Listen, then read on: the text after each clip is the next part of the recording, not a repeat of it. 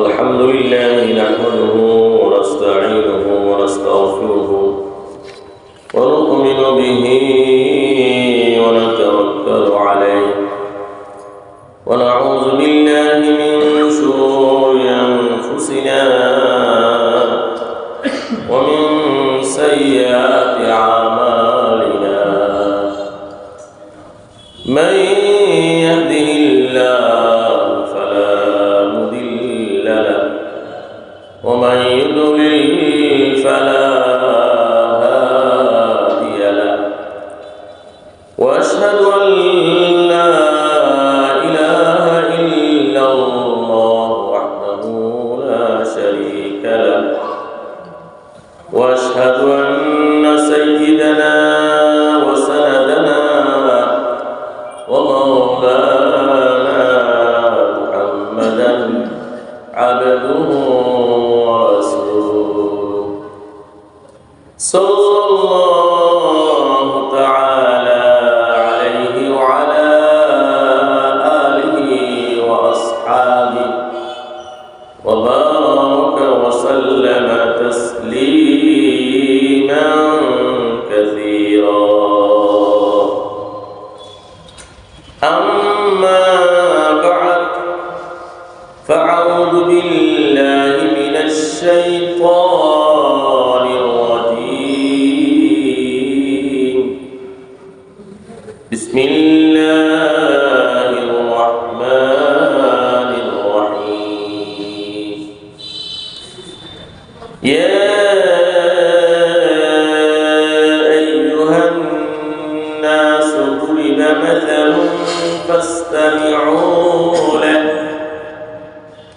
إن الذين تدعون من دون الله لن يخلقوا ذبابا ولو اجتمعوا له وإن يسلبهم الذباب شيئا لا يستنقذوه منه ضعف الطالب والمطلوب. ما قدر الله حق قدره إن الله لقوي عزيز. الله يصطفي من الملائكة رسلا ومن الناس إن الله سميع بصير. يعلم ما بين أيديهم وما خلفهم وإلى الله ترجع الأمور.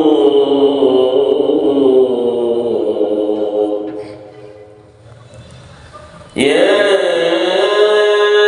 أيها الذين آمنوا اركعوا واسجدوا واعبدوا ربكم وافعلوا الخير لعلكم تفلحون.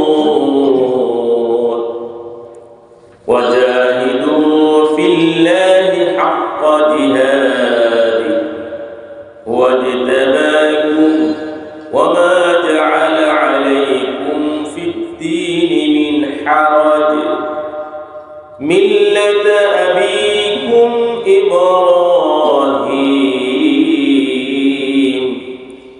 هو سماكم المسلمين من قبل وفي هذا ليكون الرسول شهيدا عليكم وتكونوا شهداء على الناس فأقيموا الصلاة وآتوا الزكاة واعتصموا بالله هو مولاكم فنعم المولى ونعم نعم النصير.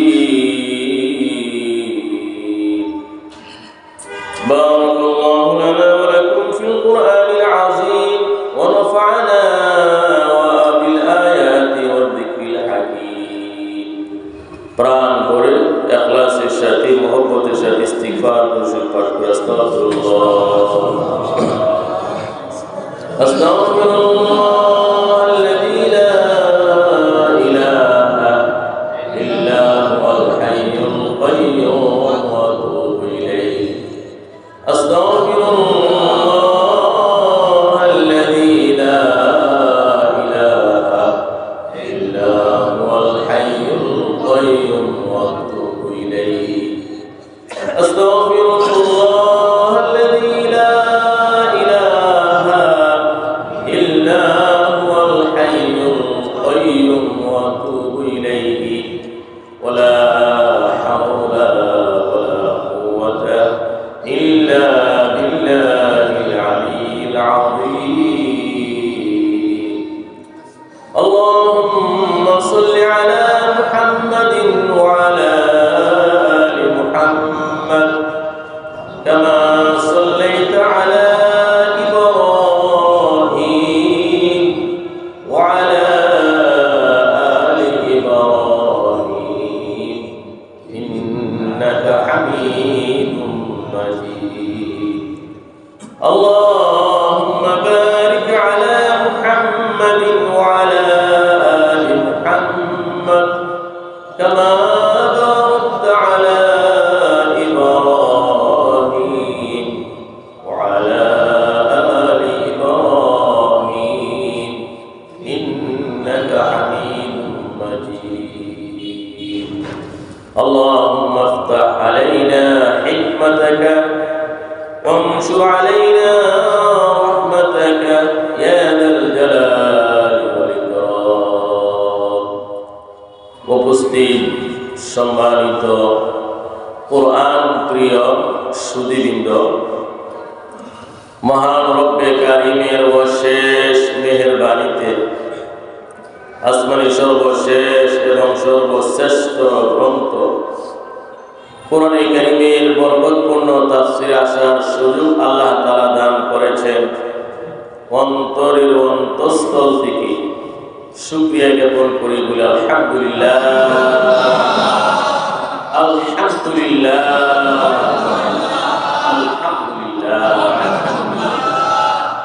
আল্লাহ তাআলা নিয়ামতের মধ্যে আমরা এইভাবে ডুবে আছি, মাছ যেভাবে পানির মধ্যে ডুবে থাকে। আল্লাহ অসংখ্য অগণিত নিয়ামতের শুকরিয়া আদায় করতে আমরা অক্ষম, দুর্বল। সেই অক্ষমতা প্রকাশ করে আমরা আবারও বলি আলহামদুলিল্লাহ। সমস্ত তারিফ, সমস্ত স্তুতিবাদ, সমস্ত প্রশংসা একমাত্র রব্বুল আলামিনের জন্য। সম্মানিত সুধী, আজকে সূরাতুল হাজ এর ৭৩ নং আয়াত থেকে ৭৮ নং আয়াত পর্যন্ত তেলাওয়াত করা হয়েছে। সূরাতুল হাজ আয়াত নং ৭৩ থেকে ৭৮, দশম রুকুর তাফসীর হবে ইনশাআল্লাহ। অর্থাৎ আজকে সূরাতুল হাজের শেষ রুকু, দশম রুকুর তাফসীর হবে সূরা হাজ। ইনশাআল্লাহ আজকে এর তাফসীর সমাপ্ত হবে। সবাই বলি ইনশাআল্লাহ। সম্মানিত সুধী, এই আয়াতগুলোর মধ্যে আল্লাহ রাব্বুল আলামিন দৃষ্টান্তের মাধ্যমে, উপমার মাধ্যমে সারা বিশ্ববাসীর কাছে একটি উপমা পেশ করেছে, দৃষ্টান্ত পেশ করেছে। শুধু মুসলমান, ইহুদি, খ্রিস্টান, হিন্দু, বৌদ্ধ না, সারা পৃথিবীতে যত মানুষ রয়েছে, মানব রয়েছে, নরনারী, সবাইকে সম্বোধন করে আল্লাহ তাআলা একটি উপমা পেশ করেছে। উপমার সার নির্যাস হলো, যারা আল্লাহর সাথে গভীর সম্পর্ক রাখে তারা হলো এই দুনিয়াতে সুপার পাওয়ার, মহা শক্তিশালী, সফল এবং সম্মানিত। আর আল্লাহর সাথে যারা সম্পর্ক রাখে না, আল্লাহ দ্রোহী,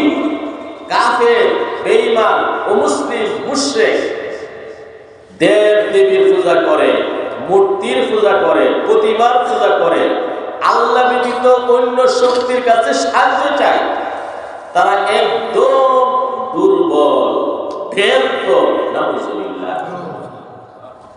আল্লাহ রাব্বুল আলামিন মূর্তি পূজার অসারতা, শিরকের ভয়াবহতা আল্লাহ তাআলা আলোচনা করেছেন। যারা মূর্তিকে দেবতা হিসাবে মেনে নেয়, বিশ্বাস করে, ক্ষমতা ধর হিসাবে বিশ্বাস করে, তারা ভুখা, নির্ভুক।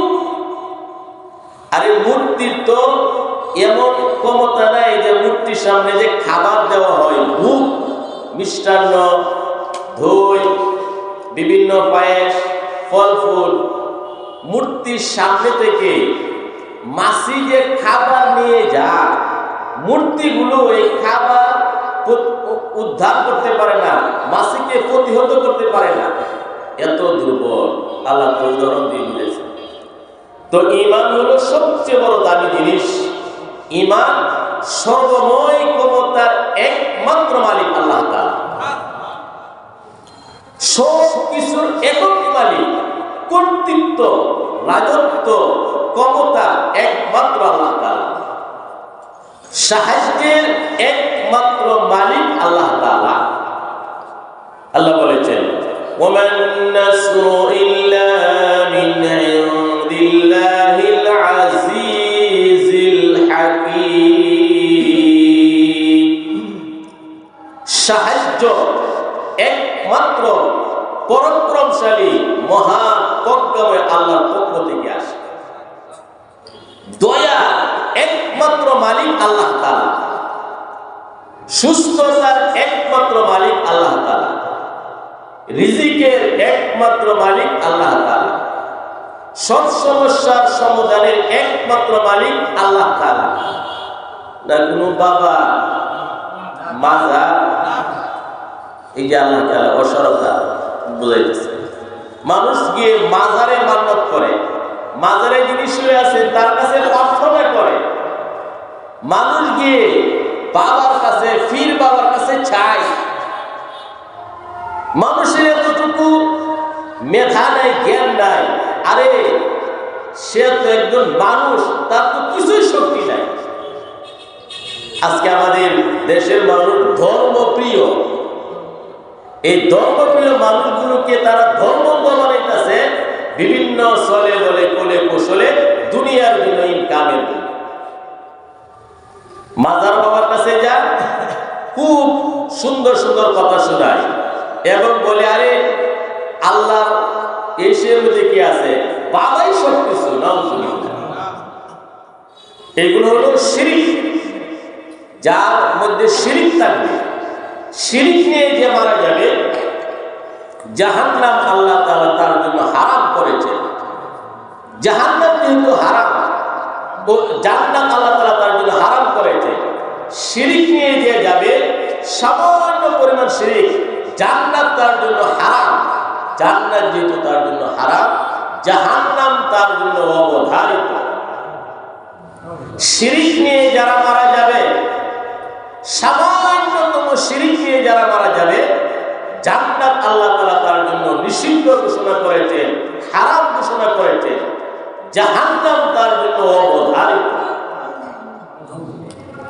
আল্লাহ রাব্বুল আলামিন নবী করিম সাল্লাল্লাহু আলাইহি ওয়াসাল্লামের মাধ্যমে সারা বিশ্ববাসীকে একটি মেসেজ দিয়েছেন। আল্লাহ নবী বলেন, লক্ষাধিক নবী রাসূল আল্লাহ তাআলা পৃথিবীতে প্রেরণ করেছেন। প্রত্যেক নবীকে স্পেশাল একটি দোয়া, মুনাজাত আল্লাহ তাআলা দিয়েছিলেন। যে দোয়া করে আল্লাহ তাআলা যে একটা দোয়া দিয়েছিলেন, যে এই দোয়াটা যদি করেন, একটা অফার দিয়েছিলেন যে আল্লাহ তাআলা অবশ্যই তার দোয়া কবুল করবেন। প্রত্যেক নবী দুনিয়ার মধ্যে তাড়াহুড়া করে তার সেই দোয়া করে ফেলেছেন।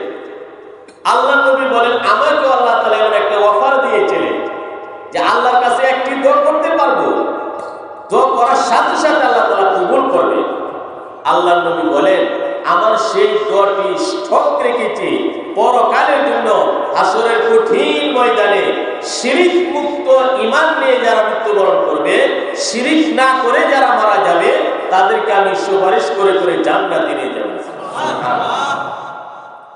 তো যারা শিরিক করে আল্লাহ তাআলা তাদের প্রতি রাগান্বিত, ক্ষিপ্ত।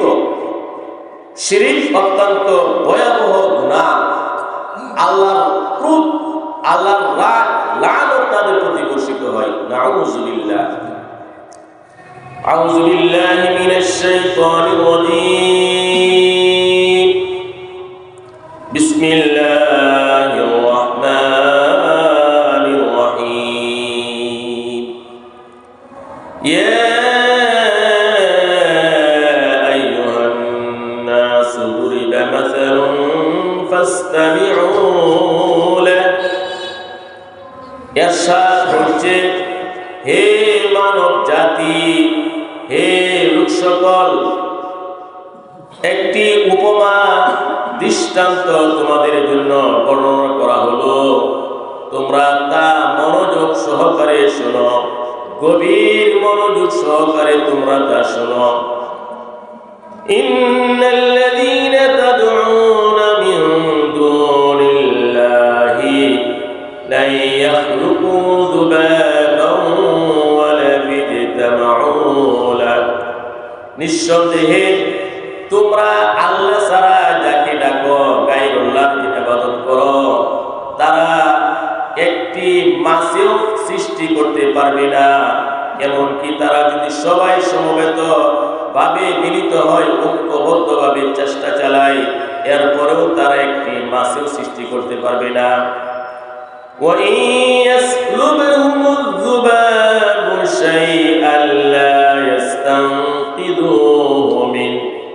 দেব দেবীর সামনে থেকে, মূর্তিগুলোর সামনে থেকে খাবার যদি মাছিগুলো চিনিয়ে নেয়, মাছিগুলোকে বাধা দিতে পারে না দেব দেবী মূর্তি, এমনকি মূর্তিগুলো প্রতিহত করতে পারে না। ضعف الطالب والمطلوب। প্রার্থনাকারী এবং যার কাছে প্রার্থনা করা হচ্ছে তারা হলো অত্যন্ত দুর্বল, ব্যর্থ। নাউযুবিল্লাহ। সম্মানিত সুধী, আল্লাহ রাব্বুল আলামিন সারা বিশ্ববাসীকে সম্বোধন করে একটি দৃষ্টান্ত দিচ্ছেন। হে মানব জাতি, তোমরা একটি উদাহরণ মনোযোগ সহকারে শোনো। এই যে মূর্তি, এই যে দেবদেবী প্রতিমা, এইগুলোর সামনে যে তারা খাবার রাখে, মিষ্টান্ন রাখে, ফল ফ্রুট রাখে, সবচেয়ে দুর্বল প্রাণী একটি পোকা, মাছি। মাছি এসে যখন তাদের খাবার চিনিয়ে নিয়ে যায়, মাছি থেকে তাদের খাবার এই মূর্তিগুলো হেফাজত করতে পারে না, সংরক্ষণ করতে পারে না, নিয়ন্ত্রণ করতে পারে না। মাছি খাবার নিয়ে যায়, মাছিকে ধরতেও পারে না, বাধা দিতেও পারে না, বলতেও পারে না। এত দুর্বল এই মূর্তি, দেব দেবী। এমনকি সকল মূর্তিগুলোকে যদি একত্র করা হয়, সকল মূর্তিগুলো মিলে ঐক্যবদ্ধভাবে একটি মাছি সৃষ্টি করার চেষ্টা করে, তারা ব্যর্থ হবে, একটি মাছিও তারা সৃষ্টি করতে পারবে। তাহলে তোমরা এই দেব দেবী মূর্তির কাছে কি চাও?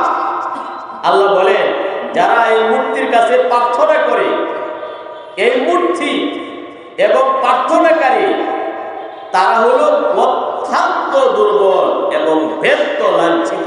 নাউযুবিল্লাহ। সম্মানিত শুধু মূর্তির কি কোনো শক্তি আছে নাকি? হ্যাঁ, মূর্তির কোনো ধরনের শক্তি নাই। এই মূর্তিগুলো তারা নিজের হাতে বানায় এবং নিজের হাতে তারা সংস্কার করে। পৃথিবীতে প্রথম মানুষ হলেন হযরত আদম আলাইহিস সালাম। প্রথম মানুষ আদম আলাইহিস সালাম। মানুষ আদিতে মানুষ ছিল না মানুষ আদিতে বানর ছিল? হ্যাঁ, মানুষ কি আসলে বানর ছিল নাকি? এটা একটা কুফরি মতবাদ যে বানর থেকে মানুষ হয়েছে। আসলে কিন্তু এমন না। প্রথম মানুষ ছিলেন আদম আলাইহিস সালাম, হাওয়া আলাইহিস সালাম। বাবা আদম, বাবা হাওয়া, এদের মাধ্যমে পৃথিবীতে মানুষ আসছে এবং কিয়ামত পর্যন্ত আসবে। তবে কিছু মানুষ পাপাচারে লিপ্ত হওয়ার কারণে, গুনার মধ্যে লিপ্ত হওয়ার কারণে আল্লাহ তাআলা রাগান্বিত হয়ে গেল। আল্লাহ তাআলা রাগান্বিত হয়ে বলেছিলেন, কুনু কিরাদাতান খাসিইন, তোমরা লাঞ্ছিত বানর হয়ে যাও। মানুষ পাপ করার কারণে আল্লাহ তাআলা বানরে পরিণত করেছিলেন। যারা যুবক তারা বানর হয়েছিল, আর যারা বৃদ্ধ তারা শুকর কিঙ্গির হয়েছিল, শুকর হয়েছিল। আজকের বিজ্ঞান বলে ডিএন, মানুষের ডিএন এবং শুকর এবং বানরের ডিএন এর মধ্যে অনেক মিল। আল্লাহ যদি মানুষের বিকৃতি করতে চান খুব সহজে বানর বানিয়ে দেন এবং শুকর বানিয়ে দেন। একটু পরিবর্তন হইলে মানুষটা বানর হয়ে যায় অথবা শুকর হয়ে যায়। নাউজুবিল্লাহ। বিজ্ঞান এখানে বৈজ্ঞানিকরা বড় ধোঁকায় পড়েছে। মানুষের ডিএনএর সাথে ওই বানরের যে ডিএনএর এত মিল, শুকরের ডিএনএর এত মিল, এজন্যই বৈজ্ঞানিকরা বলে মানুষ আদিতে বানর ছিল, রূপান্তর হয়ে এরপরে মানুষ হয়েছে। নাউজুবিল্লাহ। বিজ্ঞান কোন সময় সঠিক না। আমরা দেখি যে একজন বৈজ্ঞানিক একটাকে এক থিওরি দিয়েছে, আর একজন বৈজ্ঞানিক ওইটাকে বাতিল ঘোষণা করেছে। এই জন্যই বিজ্ঞান এগুলো ধারণা প্রসূত, ধারণা করে হতেও পারে নাও হতে পারে। কোরআন হলো অখাদ্য বাস্তব ধ্রুব সত্য, যার মধ্যে কোনো সন্দেহ করা যাবে না। কোরআন সত্য, হাদিস সত্য, এর মধ্যে কোনো সন্দেহ করা যায় না। তো কোরআনের বক্তব্য হলো মানে মানুষ আদিতে মানুষ ছিল, আদম আলাইহিস সালাম থেকে আল্লাহ তাআলা মানুষকে পৃথিবীতে সৃষ্টি করেছেন।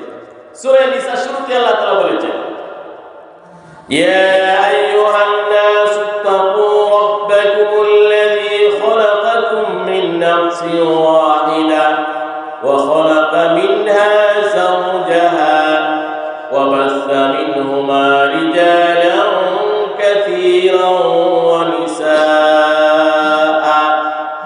ওয়াত্তাকুল্লাহা আল্লাযীনা তাসাআলুনা বিহি ওয়াল আরহাম ইন্নাল্লাহা কানা আলাইকুম রাকীবা। আল্লাহ শুরু করেছে যে একজন পুরুষ একজন মহিলা থেকে সারা পৃথিবীর মানুষকে সৃষ্টি করেছেন এবং কেমন পর্যন্ত আল্লাহ তাআলা সৃষ্টি করবেন। তো প্রথম মানুষ ছিলেন আদম আলাইহিস সালাম।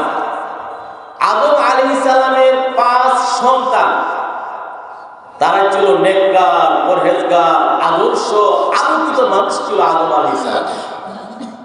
আদম মানে মূর্তি পূজার সূচনা কিভাবে হয়েছে আপনাদের সামনে এখন আমি ইঙ্গিত করতেছি। মূর্তি পূজা, প্রতিমা, দেবদেবী, ভাস্কর্য, এগুলার সূচনাটা কিভাবে হয়েছিল?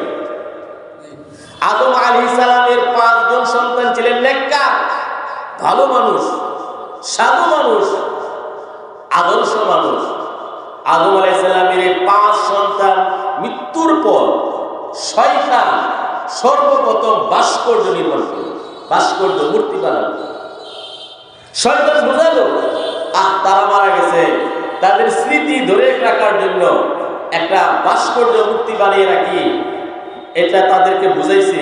শয়তানই বানিয়ে দিয়েছে, এগুলোর পূজা করা হতো না, সম্মান করা হতো না, শুধু ভাস্কর্য হিসেবে রাখা হতো। এরপরে দ্বিতীয় আদম হলেন নূহ আলাইহিস সালাম। দ্বিতীয় আদম কে? নূহ।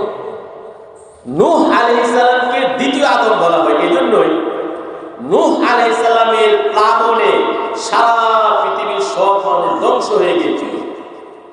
মাত্র 40 জন পুরুষ, 40 জন মহিলা আর জীবজন্তু যারা ওই নৌকাতে ছিল, কিস্তিতে ছিল। এজন্যই নূহ আলাইহিস সালামকে দ্বিতীয় আদম বলা হয়। নূহ আলাইহিস সালামের যুগে 5 জন নেককার, পরহেজগার, আল্লাহওয়ালা বুজুর্গ ব্যক্তি ছিল। নূহ আলাইহিস সালামের যুগে 5 জন নেককার বুজুর্গ ব্যক্তি ছিল। এই 5 জন বুজুর্গ ব্যক্তি, নেককার ব্যক্তি, ভালো মানুষ, ইন্তেকালের পর, মৃত্যুর পর শয়তান ভাস্কর্য নির্মাণ করলো, মূর্তি বানিয়ে দিল। নাউজুবিল্লাহ। নূহ আলাইহিস সালামের সময়ে ওয়াদ, সুওয়াদ, দরজা বন্ধ দিত, ওয়াদ, সুওয়াদ, ইয়াগুস, ইয়াউক, নাসর, সূরা নূহে আল্লাহ তাআলা আলোচনা করেছেন। সূরা নূহে আল্লাহ তাআলা আলোচনা করেছেন নূহ আলাইহিস সালামের যুগে 5 জন ভালো মানুষ ছিল। এই 5 জন মানুষের মূর্তি শয়তান বানালো। এই জন্যই তাদের স্মৃতি ধরে রাখার জন্য ভাস্কর্য শয়তানে নির্মাণ করলো। নূহ আলাইহিস সালাম ইন্তিকাল করলেন, শত শত বছর চলে গেল। এরপরে শয়তান এসে কুমন্ত্রণা দিল, এরাই তোমাদের ভালো মানুষ, এদের মধ্যে শক্তি আছে, এদের পূজা করো, সম্মান করো। মানুষ সম্মান করতে লাগলো, পূজা করতে লাগলো। এক পর্যায়ে শয়তান বলল, এরাই তোমাদের খোদা, নাউজুবিল্লাহ। এইভাবে মূর্তি পূজা শুরু হয়ে গেল। কি হয়ে গেল? মূর্তি পূজা শুরু হয়ে গেল। মক্কার মানুষ আইয়ামে জাহেলিয়ত, বর্বরতার যুগ ছিল মক্কা। আপনারা জানেন, কোরআনে বারবার বলেছে এদের বর্বরতার কথা, অজ্ঞতার কথা। মক্কার মানুষ পাথরের পূজা করত, পাথর। বিশেষ করে মক্কাতুল মুকাররমা থেকে কোনো পাথর নিয়ে যখন অন্য কোনো দেশে যাওয়া হতো, মানুষ এই মক্কার পাথরটাকে খুবই তারা সম্মান করত।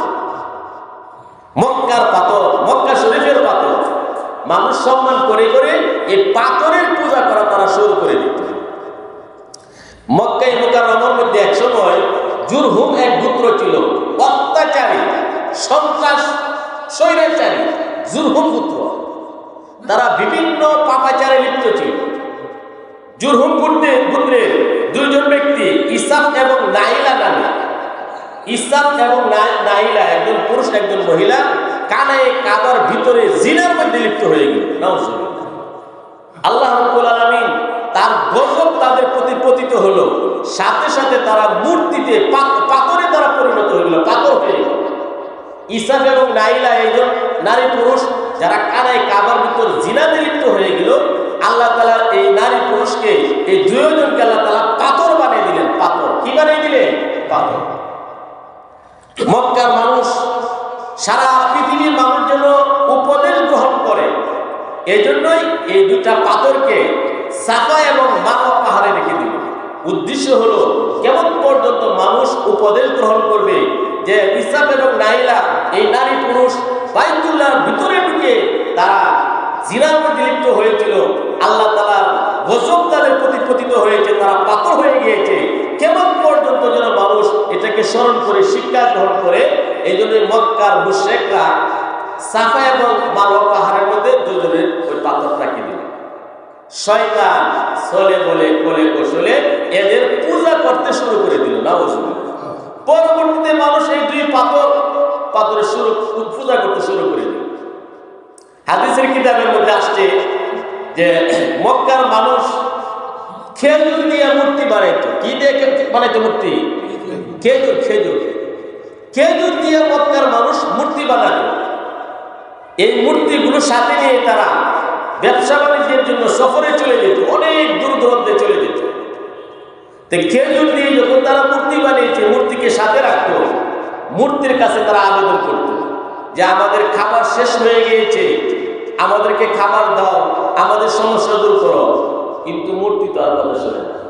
এক পর্যায়ে তারা যে খেজুর দিয়ে মূর্তি বানাইছে, ক্ষুধার জ্বালায় মূর্তির হাত, ডান হাত, বাম হাত, নাক, কান, পুরা মূর্তি তারা খেয়ে ফেলতো। এটি ছিল মক্কার মুশরিকদের একটা অবস্থা। তো সম্মানিত সুধী, আল্লাহ রাব্বুল আলামিন সূরা ফাতিরের 13 নম্বর আয়াতে একটি উদাহরণ দিয়েছেন।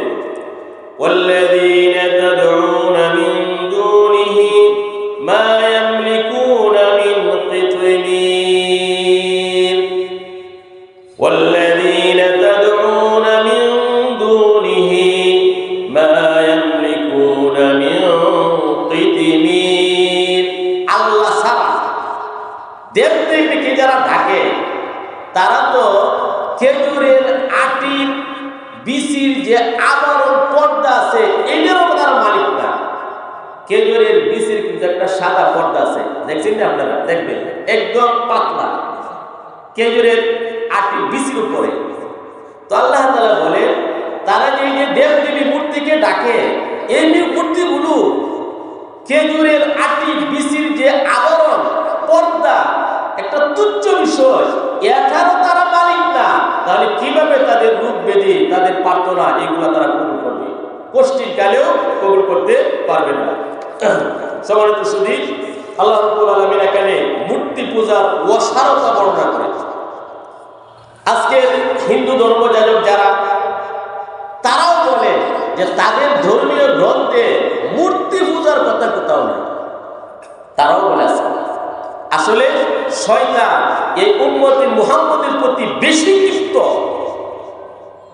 শয়তানের তো অনেক অভিজ্ঞতা, শয়তান অনেক বড় আলেম, শয়তান অনেক বড় জ্ঞানী, শয়তানের অনেক বেশি শক্তি, শয়তানের অনেক বেশি অভিজ্ঞতা। প্রত্যেক নবী রাসূলের যুগে যেমন শয়তানি করেছে, যেমন মানুষকে পাপে লিপ্ত করেছে, যেমন ক্ষিপ্ত ছিল আদম সন্তানের প্রতি, সবচেয়ে বেশি রাগান্বিত ক্ষিপ্ত হলো মুহাম্মদ সাল্লাল্লাহু আলাইহি সাল্লাম এবং তার উম্মতের প্রতি। এই জন্য এই উম্মতকে বিপদগামী করে, বিভ্রান্তি করে, শিরকে লিপ্ত করে যেন জাহান্নামী করতে পারে, এটা হলো শয়তানের একটা চ্যালেঞ্জ। সকল শয়তান ঐক্যবদ্ধভাবে সবসময় শিরকে কাদের মধ্যে লিপ্ত করে। আল্লাহ তাআলা আমাদেরকে ওই সমস্ত শিরক থেকে হেফাজত করুন।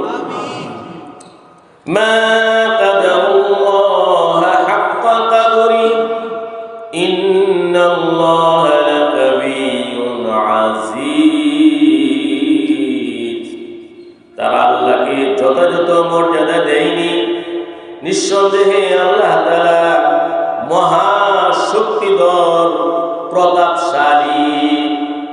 এই কাফের মুশরিক আল্লাহ তাআলাকে যথাযথ মর্যাদা দেয়। তারাও জানে যে একমাত্র শক্তির মালিক আল্লাহ তাআলা।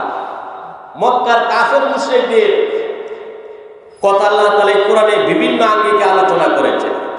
মক্কার কাফের মুশরিক তারা যখন সমুদ্রের পথে যাত্রা করত, ভ্রমণ করত, নদীর পথে, তাদের সাথে মূর্তি রাখত। মূর্তি, প্রচন্ড ঝড় তুফান যখন শুরু হয়ে যেত, মূর্তিকে তারা আলাদা রাখত। একনিষ্ঠভাবে অন্তর থেকে খাঁটিভাবে জেনে শুনে আল্লাহর কাছে সাহায্য চাইত। যখন আল্লাহ রাব্বুল আলামিন তুফান সরিয়ে দিয়ে এদেরকে নদীর তীরে নিয়ে যেতেন, তখন তারা শিরক শুরু করে দিত।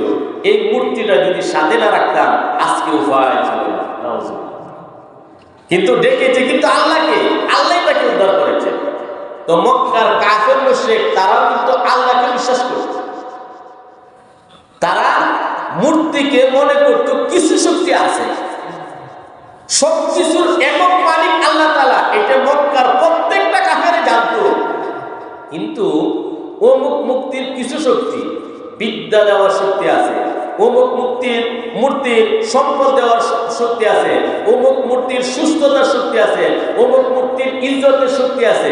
শয়তান এমন ধারণা তাদের অন্তরে ঢুকিয়ে দিয়েছিল। এই জন্য মক্কার মুশরিকরা কানায় কাবার ভিতর 360টি মূর্তি স্থাপন করেছে। কানায় কাবার ভিতর কয়টি মূর্তি? কানায় কাবার ভিতরে, কানায় কাবার আঙ্গিনার মধ্যে 360টি মূর্তি তারা স্থাপন করেছে। এক এক মূর্তির কাছে তারা এক এক বিষয়ে প্রার্থনা করত।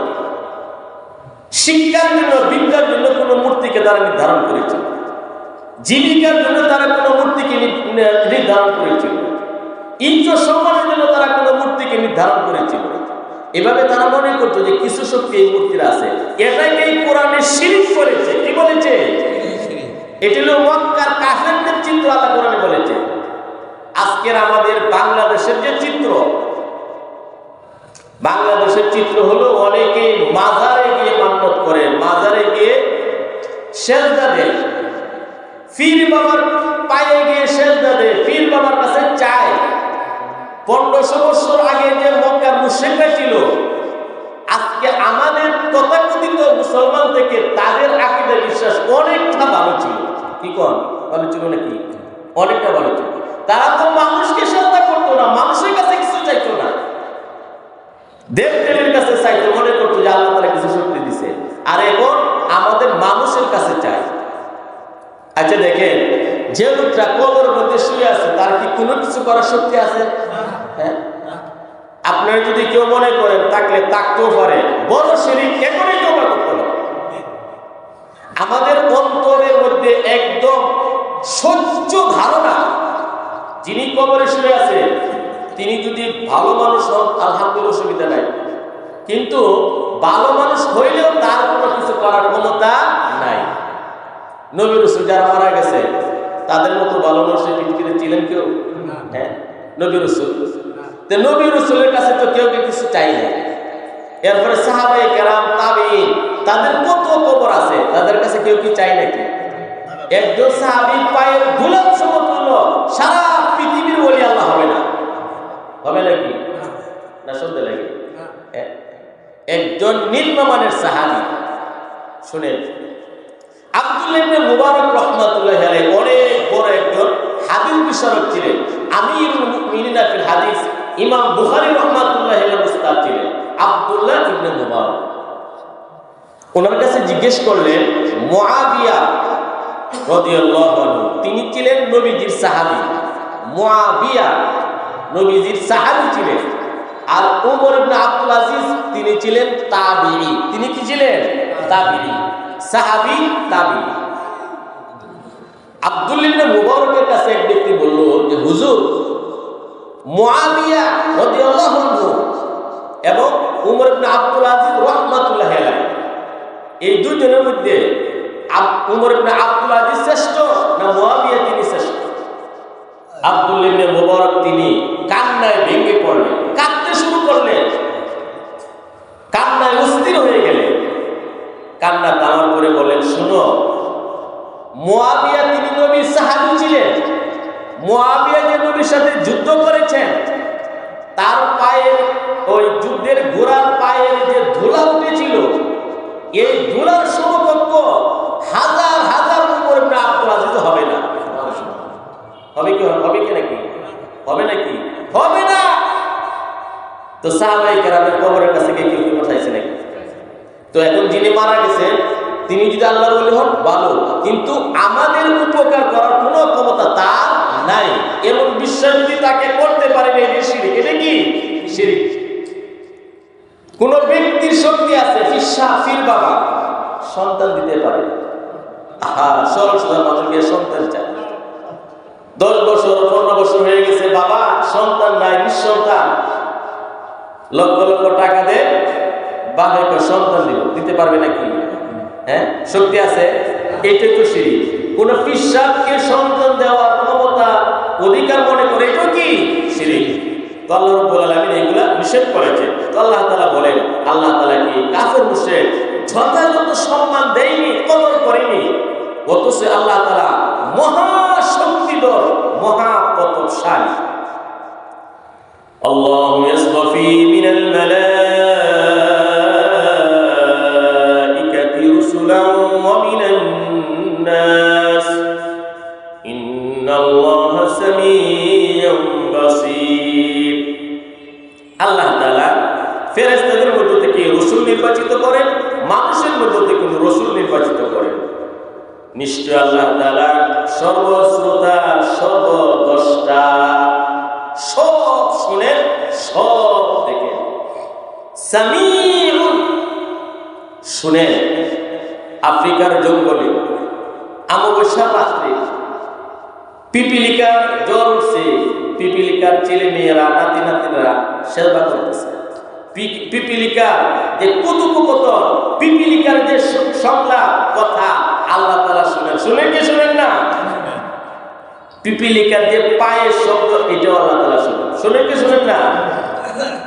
এই পিপিলিকার যে গতিবিধি, কোথায় যাচ্ছে, কি করতেছে, খাবার সংগ্রহ করতেছে, খাবারের সংকটে পড়ে গেছে, কে জানেন? আল্লাহ তাআলা। দেখেন কে? আল্লাহ তাআলা। ইন্নাল্লাহা সামিউন বাসীর, তিনি সর্বশ্রোতা, সর্বদ্রষ্টা, সব শুনেন, সব দেখেন। তাহলে আমাদের কথা আল্লাহ তাআলা শুনেন না? আমাদের অবস্থা আল্লাহ তাআলা জানেন না? হ্যাঁ, নীরব রুমে লেফের তলে বসে যদি আপনি গুনাহ করেন, আল্লাহ কি দেখেন কি দেখেন না? আল্লাহ শুনেন কি শুনেন না? এই জন্য আমাদের এগুলা চেতনাটা সবসময় রাখতে হবে। যে আমি নীরবে যে এখন গুনাহ করতেছি, আল্লাহ তো দেখতেছে, আল্লাহ তো শুনতেছে। এটার নাম ঈমান, এটা জাগ্রত রাখতে হবে। يعلم ما بين أيديهم وما خلفهم وإلى الله ترجع الأمور। তিনি আল্লাহ তাআলা তাদের সামনে তাদের পিছনে যা আছে সব আল্লাহ তাআলা জানেন। আল্লাহর দিকে সকল বিষয় রুজু হবে, সবাই আল্লাহর দিকে ফিরে যাবে।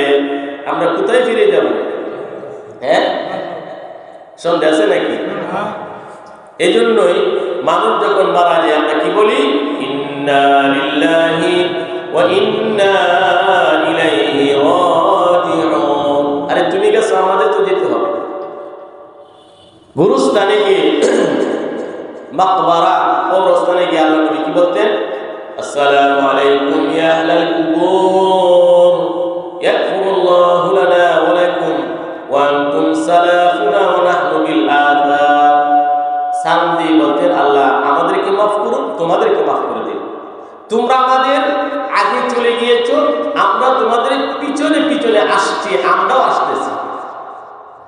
সালাম দিয়ে কবর জিয়ারত করে নবীজি দোয়া করতেন কবর জিয়ারতের সময়। যাক,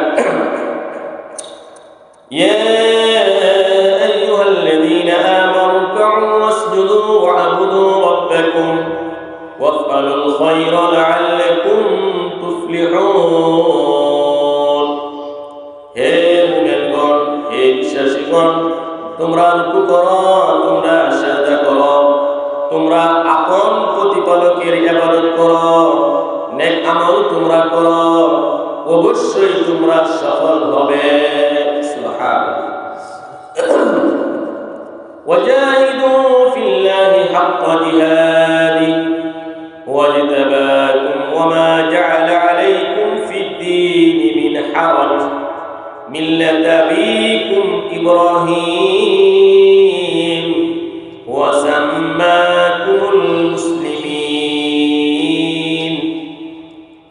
ওয়াজাহিদু ফিল্লাহি হাক্কা জিহাদি, আল্লাহর পথে তোমরা যথাযথভাবে সংগ্রাম করো, পরিশ্রম করো, জিহাদ করো, তোমাদের শক্তি ব্যয় করো যথাযথভাবে।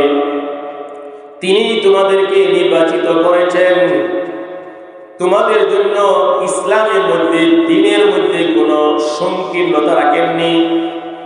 তোমরা তোমাদের জাতির পিতা ইব্রাহিম আলাইহিস সালামের ধর্মে কায়েম থাকো।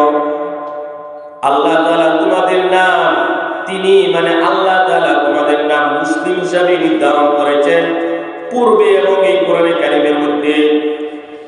লিয়াকুনা রাসূলু শাহীদান আলাইকুম ওয়া তাকুনু শুহাদাআ আলান নাস, যেন রাসূল তোমাদের পক্ষে সাক্ষী দিতে পারেন, তোমরা যেন মানব জাতির জন্য সাক্ষী হতে পারো।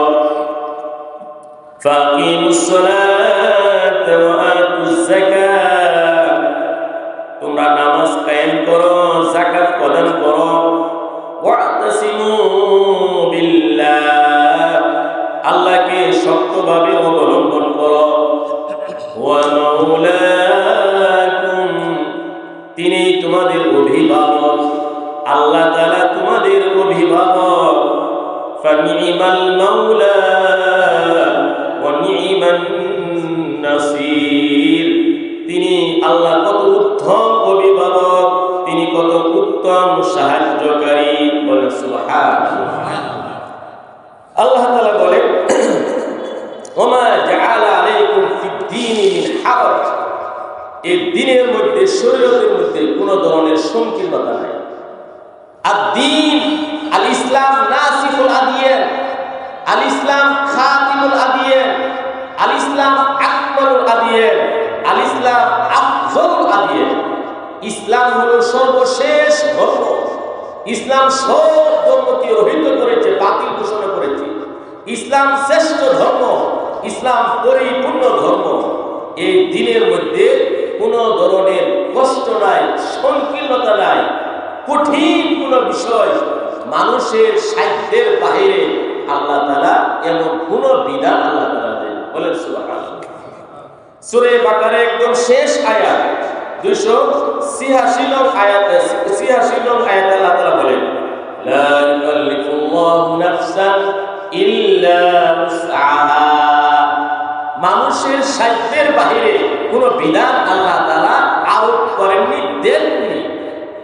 একজন মানুষের জন্য কষ্টদায়ক, কঠিন, মানুষের সাধ্যের বাহিরে করতে অক্ষম এমন কোন বিধান কোন মানুষের জন্য আল্লাহ তাআলা দেননি। সূরা বাকারা 815 নং আয়াতে সূরা বাকারা মধ্যে আল্লাহ তাআলা বলেন ইউরিদুল্লাহু বিকুমুল ইসরা ওয়া লা ইউরিদু বিকুমুল উসর। আল্লাহ তাআলা তোমাদের সহজ চান, কঠিন বিষয় আল্লাহ তাআলা চান। বুখারী শরীফের হাদিসে এসেছে আল্লাহ রাসূল বলেন ইন্নাদ দীনা ইসরুন। দ্বীন ইসলাম হচ্ছে অনেক অনেক সহজ। সুবহানাল্লাহ। বুখারী শরীফের হাদিসে এসেছে মুআয ইবনে জাবাল, আবু মুসা আশআরী, এই দুইজন মহান সাহাবীকে যখন ইয়ামানের গভর্নর হিসাবে দায়িত্বশীল হিসাবে প্রেরণ করেন, আল্লাহর নবী উপদেশ দিয়ে বলেন ইয়াসসিরা ওয়া লা তুআসসিরা বাশশিরা ওয়া লা তুনাফফিরা। তোমরা মানুষের জন্য সহজ বিধান আরোপ করবে, কঠিন কোনো বিষয় তাদেরকে বলবে না। মানুষকে সুসংবাদ শোনাবে, ঘৃণা অনীহা সৃষ্টি হয় এমন কোন বিষয় মানুষের প্রতি তোমরা প্রজ্ঞাপন জারি করবে। তো ইসলাম হলো সহজ। কেমন সহজ দেখেন, নামাজ, ঈমানের পরে নামাজ সবচেয়ে গুরুত্বপূর্ণ বিষয়, গুরুত্বপূর্ণ আমল।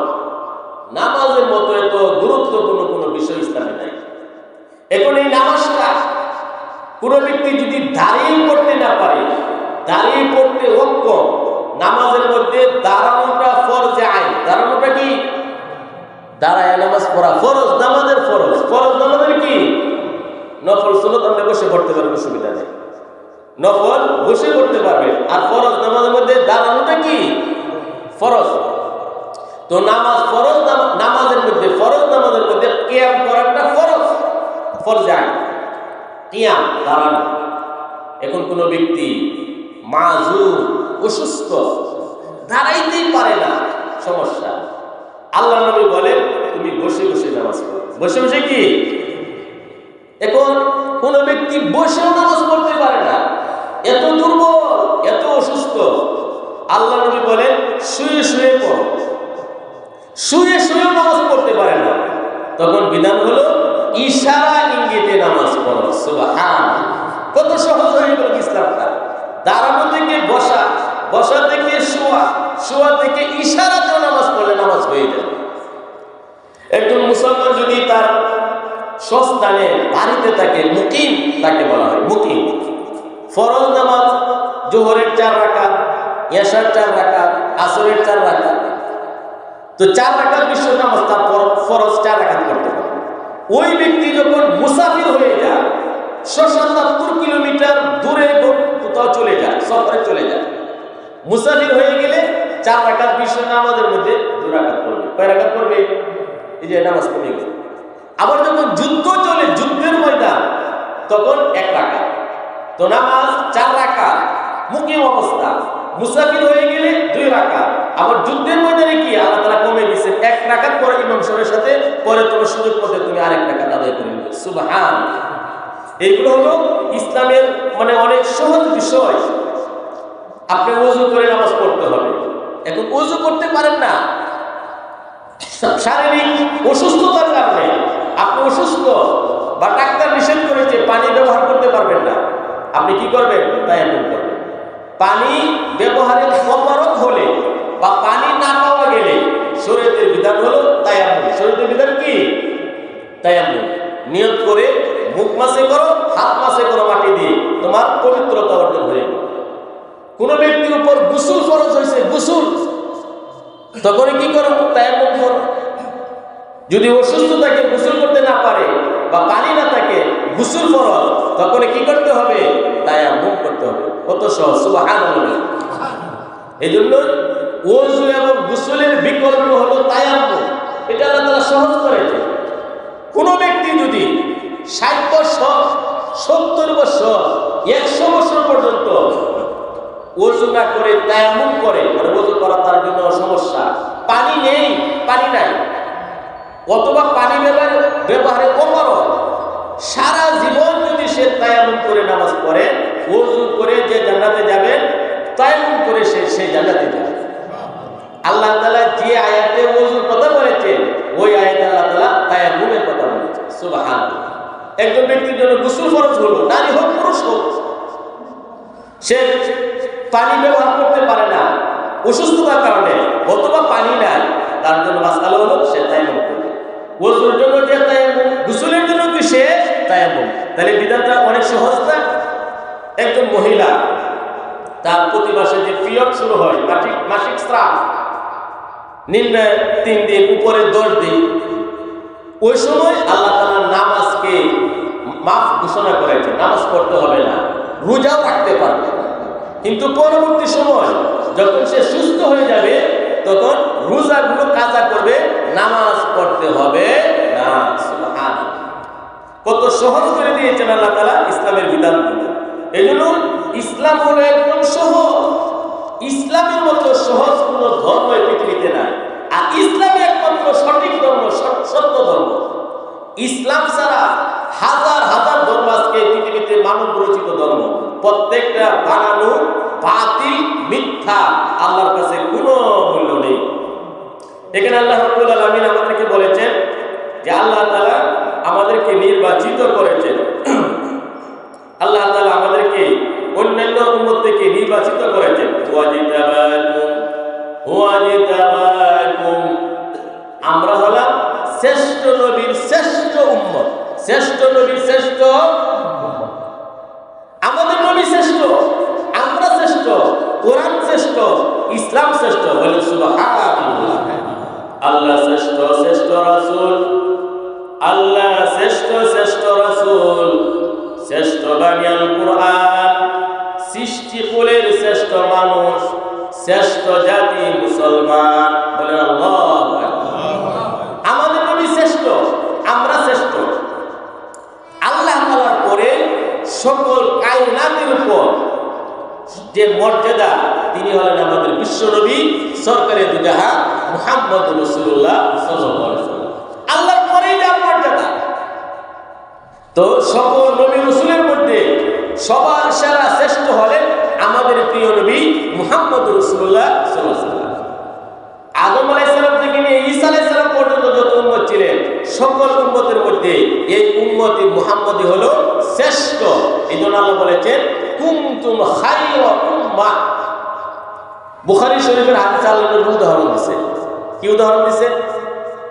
একজন শ্রমিক সকাল থেকে দুপুর পর্যন্ত কাজ করলো, 500 টাকা মজুরি। সকাল থেকে দুপুর, কত? উদাহরণস্বরূপ 500 টাকা মজুরি। দুপুর থেকে আরেকজন আসর পর্যন্ত কাজ করলো, 500 টাকা মজুরি। আরেক শ্রমিক আসর থেকে মাগরিব পর্যন্ত কাজ করলো, 1000 টাকা মজুরি। আল্লাহ নবী বলেন সকাল থেকে দুপুর পর্যন্ত 500 টাকা মজুরি, দুপুর থেকে আসর পর্যন্ত 500 টাকা মজুরি। এই যে ইহুদি খ্রিস্টান তারা আমল করেছে বেশি, পারিশ্রমিক কম, সব কম। আর এই উম্মতে মুহাম্মদী আসর থেকে মাগরিব পর্যন্ত আমল করেছে, 1000 পারিশ্রমিক পেয়েছে। মানে সময় কম, আমল কম, সব আল্লাহ তাআলা অনেক বেশি আল্লাহ তাআলা দান করেছে। আমরা দৈনিক নামাজ পড়ি 5 ওয়াক্ত, সব আল্লাহ তাআলা কয়েক করে দিবেন, 50 ওয়াক্ত। আল্লাহ তাআলা বলেছেন হিয়া খামসুন ওয়া হিয়া খামসুনা, হাকিম লড়ে, হুকুম লড়ে না। 50 ওয়াক্ত নামাজ আল্লাহ তাআলা ফরজ করেছিলেন। আল্লাহ বলেন লা ইবাদুল কওলু লাদাইয়া, আমার কথার পরিবর্তন হয় না। হে নবী, হে আমার হাবিব, আপনার উম্মত 5 ওয়াক্ত নামাজ আদায় করবে, আর আমি আল্লাহ তাআলা 50 ওয়াক্ত নামাজের সওয়াব তাদের আমলের মধ্যে দেব।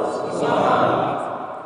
আয়াতের শেষে আল্লাহ তাআলা সূরার শেষে বলতেছেন হুয়া মাওলাকুম, আল্লাহ তোমাদের অভিভাবক, পৃষ্ঠপোষক। সুবহানাল্লাহ। আমাদের অভিভাবক কে? আল্লাহ। দেখেন, কোন দেশের যদি প্রধানমন্ত্রী, রাষ্ট্রপতি বলে আমি তোমার পৃষ্ঠপোষক, আমি তোমার অভিভাবক, তার চাল ডালের কোনো সমস্যা হবে? শীত বস্ত্রের সমস্যা হবে, অসুখ বিসুখ হইলে ডাক্তারের সমস্যা হবে, না গেলে হেলো বললেই হবে। এটা যদি হয় তো যারা মুসলমান ইমানদার আল্লাহ হলেন তাদের অভিভাবক, পৃষ্ঠপোষক। ফানিমাল মাওলা ওয়া নিমান নাসির, তিনি কত উত্তম অভিভাবক, তিনি কত উত্তম সাহায্যকারী। সুবহানাল্লাহ। এই জন্য আমরা সবাই আল্লাহকে অভিভাবক হিসেবে মেনে নিয়েছি। তো এই জন্যই আল্লাহর প্রত্যেকটা হুকুম সর্বোচ্চ গুরুত্ব দিয়ে আমরা পালন করার চেষ্টা করব। সম্মানিত সুধীবৃন্দ, আল্লাহ তাআলার অশেষ মেহেরবানিতে সূরাতুল হাজের তাফসীর আজকে সমাপ্ত হলো। সবাই বলে আলহামদুলিল্লাহ। আগামী শুক্রবার সূরাতুল মুমিনিনের তাফসীর শুরু হবে। সূরাতুল মুমিনিন, সূরাতুল মুমিনিনের শুরুতে আল্লাহ তাআলা সফল মুমিনের একটি তালিকা পরিচিতি আল্লাহ তাআলা দিয়েছেন। সফল মুমিনকে, এবং মুমিন সফল কিভাবে হবে, কিছু বৈশিষ্ট্য, কিছু গুণ, কিছু আমল, কিছু কার্যক্রমের কথা আল্লাহ তাআলা বলেছেন। এই জন্য আমরা আগামী সপ্তাহ সূরাতুল মুমিনিনের তাফসীর শুরু হবে, আমরা সবাই আসবো নতুন সাথে ইনশাআল্লাহ। সবাই দাওয়াত দিব ইনশাআল্লাহ। আল্লাহ তাআলা আজকে তাফসীরের উপর আমল করার তৌফিক আমাদের সবাইকে দান করুন। আমিন।